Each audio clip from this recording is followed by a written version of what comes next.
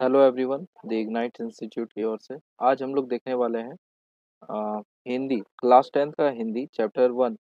और ये पद चैप्टर हम लोग आज देखेंगे चैप्टर 1, जिसका नाम है राम बिनु बिरथे जगी जन्मा।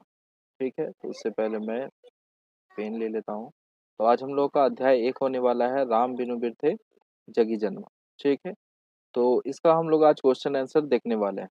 तो क्वेश्चन आंसर में पहला है कविता के साथ। आप जैसे गोधली को खोलेंगे तो गोधली में आपको सबसे पहले देखने को मिलेगा कविता के साथ। तो कवि किसके बिना जगत में यह जन्म व्यर्थ मानता है।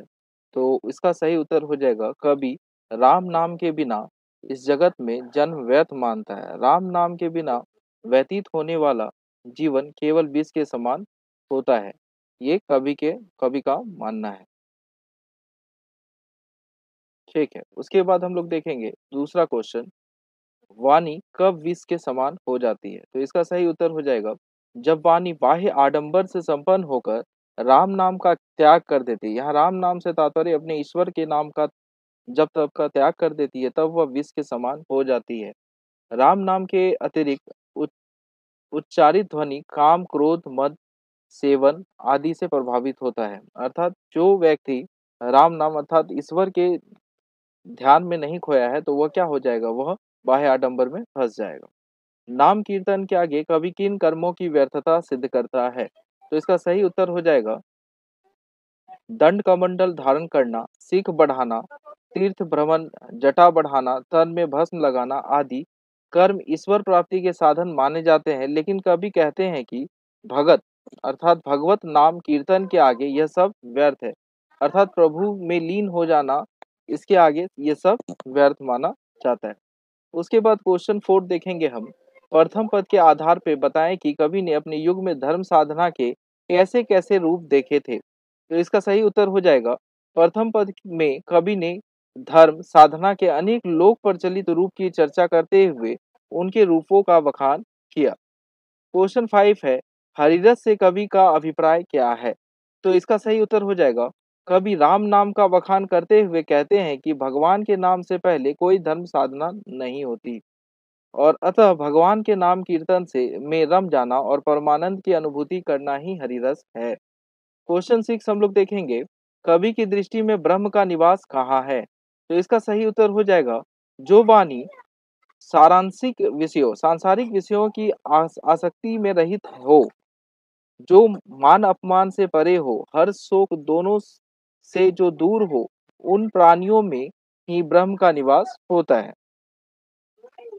क्वेश्चन 7 हम लोग देखेंगे गुरु की कृष्ण से किस युक्ति की पहचान हो पाती है। अब किस युक्ति की पहचान गुरु की कृष्ण से होती है। तो इसका सही उत्तर हो जाएगा जो वाणी माया मोह काम क्रोध लोभ हर्ष शोक से रहित हो, उसमें ब्रह्म का अंश विद्यमान हो जाता है और ब्रह्म को पा लेता है। और ब्रह्म को पाने की युक्ति पहचान गुरु कृपा से ही संभव हो पाती है। अतः गुरु बिना ब्रह्म को पाने की युक्ति का ज्ञान नहीं मिल सकता है। अब हम लोग व्याख्या करें में जाएंगे। तो व्याख्या व्याख्या को हम लोग संक्षिप्त में देखने वाले हैं। तो व्याख्या करें में पहला क्वेश्चन है राम नाम बिनु अरुझि मरे। तो इसका उत्तर हम लोग देखेंगे प्रस्तुत पद्यांश गुरु नानक के द्वारा रचित राम नाम बिनु बिरथे जगी जन्मा शीर्ष से उद्धृत है। अर्थात ये जो राम नाम बिनु बिरथे जगी जन्मा है, इसके रचनाकार गुरु नानक है, जिनमें उन्होंने राम नाम की गरिमा मानवीय जीवन में कितनी है, इसका उजागर सच्चे हृदय से किया। क्वेश्चन है दूसरा व्याख्या करने में कंचन माटी जाने। तो कंचन माटी जाने का अगर हम व्याख्या देखें तो प्रस्तुत पंक्ति के माध्यम से कवि ब्रह्म को पाने के लिए सुख दुख से परे होना आवश्यक बताते हैं तथा कहते हैं कि ब्रह्म को वही प्राप्त कर सकता है जो लोग मोह ईर्ष्या द्वेष से परे हो। अर्थात जो व्यक्ति धन को भी मिट्टी मानकर ब्रह्म की सच्ची हृदय से कामना करता है, उस प्राणी से में ब्रह्म का निवास होता है या रहता है। अब इसका क्वेश्चन नंबर 3 देखेंगे व्याख्या में हरस शोक ते रहे नियारो नाही मान अपमान। अगर हम इस क्वेश्चन को देखें तो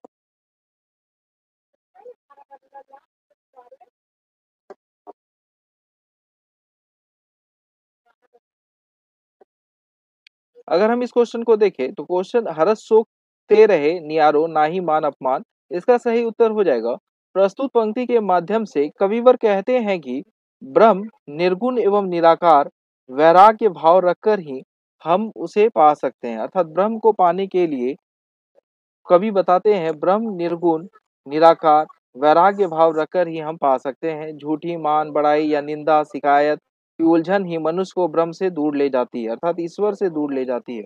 अतः सच्ची मुक्ति के लिए हर्ष शोक मान अपमान से दूर रहकर ही ब्रह्म की उपासना की जाती है। क्वेश्चन नंबर घ है, नानक लीन भयो गोविंद सो जो पानी संग पानी, इसका सही उत्तर हो जाएगा प्रस्तुत पंक्ति के माध्यम से कवि कहते हैं कि मानवीय जीवन में ब्रह्म को पाने की सच्ची युक्ति यथार्थ उपाय करना आवश्यक बताते हैं तथा ब्रह्म को पाना प्राणी का अंतिम लक्ष्य बताते हैं। अगर ब्रह्म को पाना है तो ब्रह्म को पाना ही प्राणियों का जो है अंतिम लक्ष्य माना जाता है। जिस प्रकार पानी के साथ पानी मिलकर एक समान हो जाता है, उसी प्रकार जीव जब ब्रह्म के सानिध्य में जाता है तब वह ब्रह्म के समान हो जाता है। अब हम गुरु की प्रेरणा से ब्रह्म को पाने की साधना करते हैं, तब ब्रह्म का साक्षात्कार हो जाता है। क्वेश्चन नंबर 9 है व्याख्या में, आधुनिक जीवन में उपासना के प्रचलित रूपों को देखते हुए नानक के इन पदों की क्या प्रासंगिकता है, अपने शब्दों में विचार करें।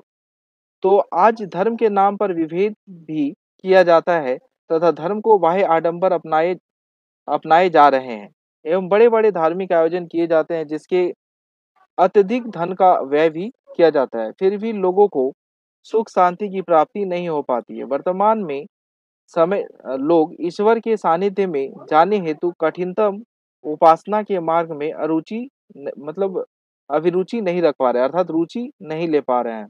अतः हरि रस के बखान से जीवन में परमानंद तथा ब्रह्म के साक्षात्कार को पाया जा सकता है, कविवर इस पंक्ति के माध्यम से बताना चाहते हैं। तो इस पूरे पाठ का सारांश ये निकलता है कि अगर हमको ब्रह्म ईश्वर को पाना है तो हमें सद्गुण सद्बुद्धि को अपनाना होगा।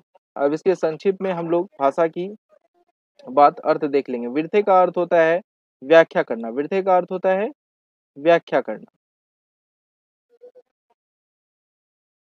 अब वहीं अगर हम बात करें मति तो बुद्धि होता है, गुर शब्द का गुरु का उपदेश होता है, महियल का धरती पर होता है और वहीं अ, कहाँ अगर हम बात करें नियारो तो अलग पृथक, वहीं अगर हम बात करें ते तो पुरुषवाचक सर्वनाम है, से संबंधवाचक सर्वनाम है और भस्म लग गया। तो इस प्रकार आप जो है इसका शब्दार्थ देख सकते हैं। तो ये आज जो है चैप्टर 1 कंप्लीट हो गया। ठीक है, आज के लिए हम लोग इतना ही देखने वाले हैं। आपको डेली रेगुलर वे में अब क्लासेस यूट्यूब पे मिल जाएंगी बिल्कुल मुफ्त। तो आज के लिए इतना ही। धन्यवाद। जय हिंद।